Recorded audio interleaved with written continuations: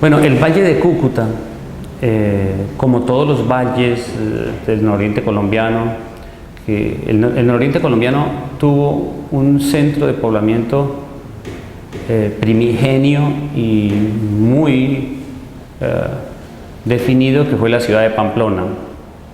Entonces la primera modalidad o estructura de poblamiento que el Imperio Español utiliza son las ciudades españolas. Se llaman ciudades españolas porque son constituidas, fundadas, a ellas sí se les aplica el verbo fundar, por españoles. Una hueste española que ha suscrito una capitulación con el rey, con el Estado español, viene y descubre, conquista unas comunidades indígenas, unos nativos que habitaban previamente el territorio, y funda una ciudad. Eso hace la hueste de Ordún Velasco y don Pedro de Orzúa para fundar la ciudad de Pamplona. Pero la ciudad de Pamplona forma un territorio muy grande, muy extenso, que cubría desde las estribaciones de la cordillera de Mérida hasta la cuenca del río Chicamocha, bordeando por las cordilleras del occidente y, por supuesto, parte del actual territorio venezolano. Entonces, un territorio tan grande manejado desde la ciudad de Pamplona era pues casi imposible de gobernar, porque había en todos esos valles, como el Valle de Cúcuta, una población indígena significativa y unas posibilidades enormes de empresa. Los españoles vienen a montar su empresa, a reproducir Europa en estos términos, usando la población indígena. Entonces, a partir de la ciudad de Pamplona se tienen que fundar otras ciudades. Entonces se fundó la ciudad de Mérida en el año 558, la villa de San Cristóbal, española, en el año de 1561, la ciudad de Ocaña en 1570, la ciudad de Salazar de las Palmas en 1583, el Espíritu Santo de la Grita en el 76, la de Gibraltar en el 1600. Entonces, desde Pamplona se fundaron muchas otras ciudades y así se configuró un territorio. Y el Valle de Cúcuta va a quedar entonces como un eje articulador, porque es un cruce de caminos: el camino a la ciudad de Ocaña, el camino a la ciudad de Salazar, el camino a la ciudad de Mérida y de San Cristóbal. Entonces es un valle sumamente estratégico, y aunque la población indígena no era muy grande, el Imperio Español tuvo que implementar, finalizando el siglo XVI, una política indígena muy fuerte, a partir de las reformas del Padre Las Casas de 1542. Entonces, después de las ciudades españolas, y específicamente para el Valle de Cúcuta, correspondió poblar los pueblos de indios. Entonces viene una segunda manera de poblar, una segunda manera de hacer los asentamientos y crear unidades territoriales. Y ese fue el pueblo de indios de Cúcuta. El pueblo de indios de Cúcuta se pobló, no es una redundancia, es que los pueblos se pueblan en la estructura española. El primer momento que el Valle de Cúcuta, ya en el seno de la sociedad española, fundada desde la ciudad de Pamplona, en 1549 que se fundó la ciudad de Pamplona, entonces ya en el siglo XVII, unos 70, 80 años después, se puebla el pueblo de Cúcuta. O sea, significa que las personas llamadas pueblo de indios son poblados a la usanza de los pueblos de España. Entonces ahí se constituye un asentamiento, una unidad territorial, y es el pueblo de indios de Cúcuta en el año de 1641. Entonces podemos decir que el primer asentamiento estructurado a la usanza de los pueblos de España, con categoría jurídica de municipalidad, para hablar en términos modernos, aunque es un anacronismo en este momento, es el pueblo de indios de Cúcuta, donde hoy está el barrio San Luis, justo en esa misma plaza, justo donde está la iglesia actualmente. Ahí fue la capilla doctrinera.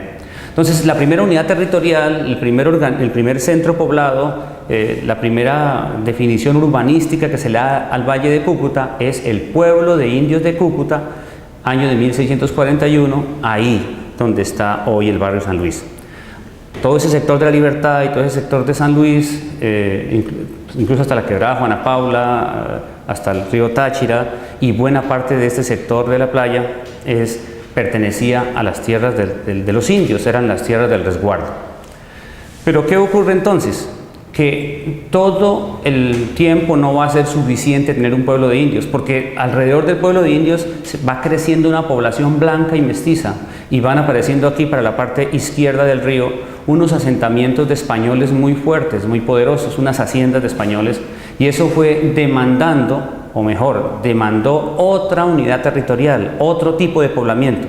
Entonces, en la estructura jurídica española, del Imperio Español, así como se fundaban las ciudades, que los actores principales eran los españoles, caso Ciudad de Pamplona y las ciudades que mencioné, se poblaban los indios. Los actores son los indios y ellos eran un pueblo que se convirtió en una doctrina, porque tenían una capilla doctrinera con un cura que los asistía y de paso un corregidor español que los administraba políticamente.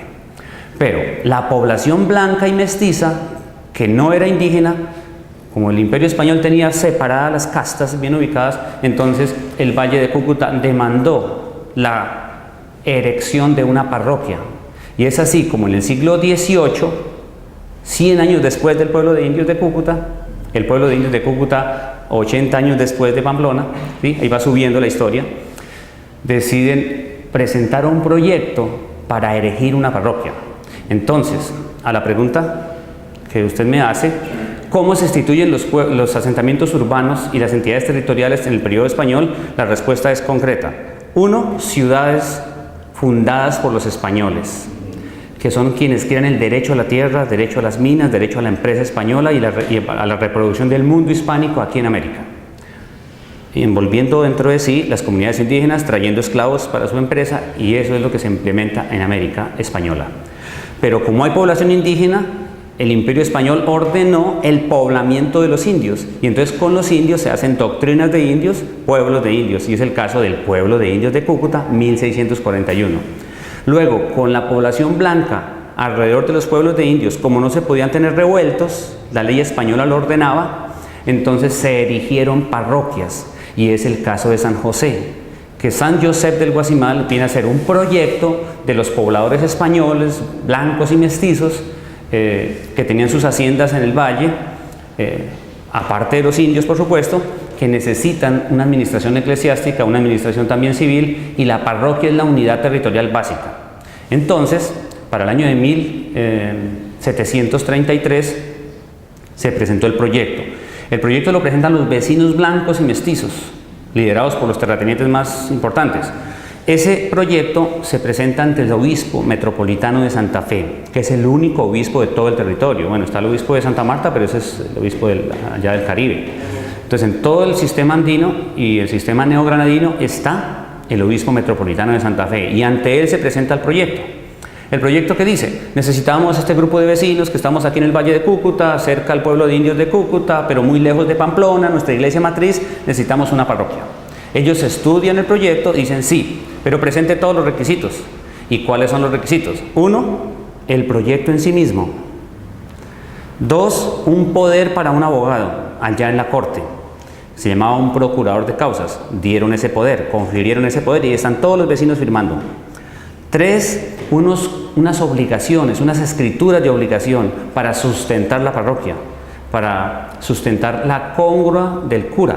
La congrua es el sueldo que el cura tiene, que son 250 pesos anuales de buen oro, y teniendo seguro el sueldo del cura, la congrua de sustentación del cura, teniendo seguro la construcción del templo, haciendo un censo, un padrón de vecinos, verificando que el territorio que no le usurpan territorio a otra parroquia, que tienen unos límites más o menos adecuados y eso, cumpliendo todos esos requisitos, le presentan el expediente al obispo para que el obispo lo apruebe.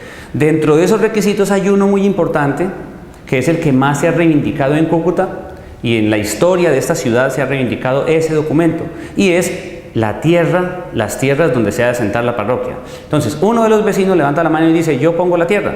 ¿Sí? El otro dice: yo ayudo a construir el templo. El otro dice: yo pongo tantos esclavos. El otro dice: yo pongo tantos bueyes. El otro dice: no, porque es una obra comunitaria, es un proyecto comunitario.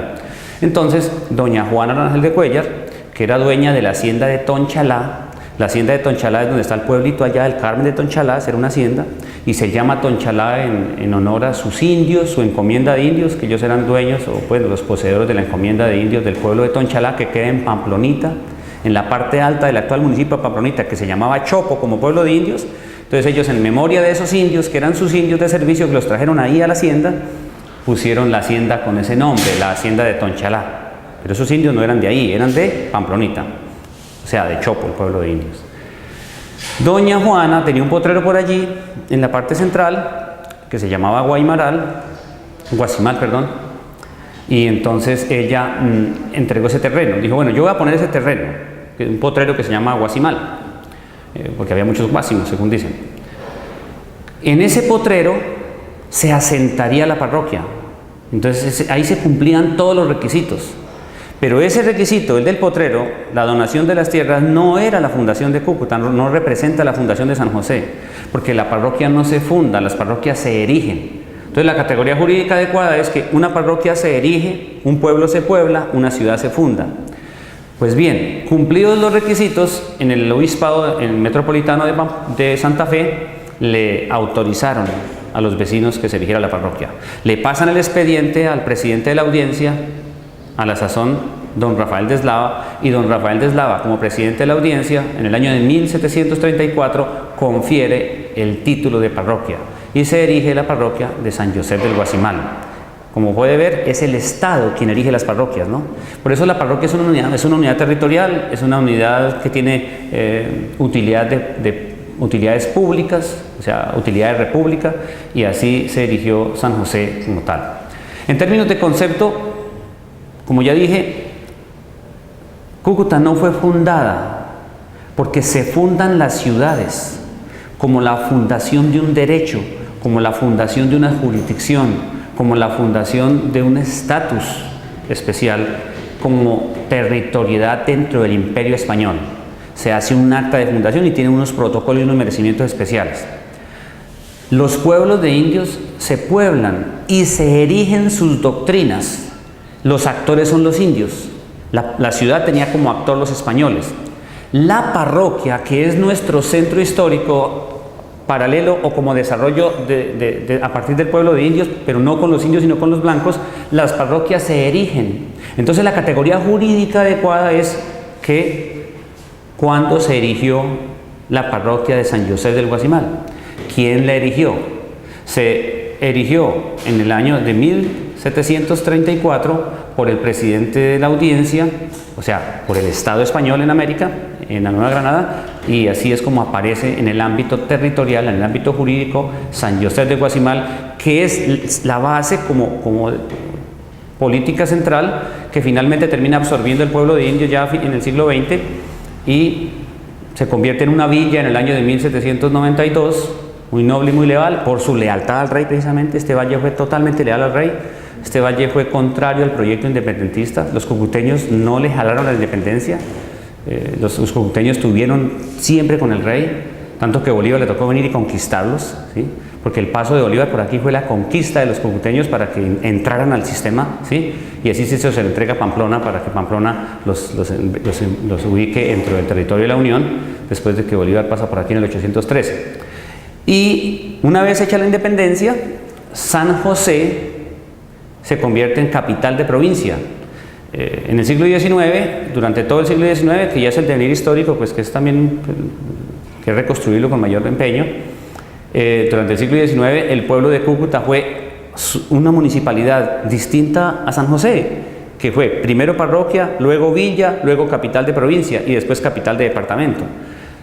El pueblo de Cúcuta, por allá finalizando el siglo XIX, lo convirtieron en San Luis. En 1889 le pusieron el nombre de San Luis, como para olvidar que era Cúcuta, porque a San José le estaban diciendo San José simplemente. Y después de que se creó el departamento de Norte de Santander en el año de 1910, fue la capital, ¿no? San José la capital. Al año siguiente, 3 años después, en 1913, el pueblo de San Luis, que era el antiguo Cúcuta, fue eliminado como municipio y se convirtió en corregimiento y se lo adicionaron a Cúcuta, la capital.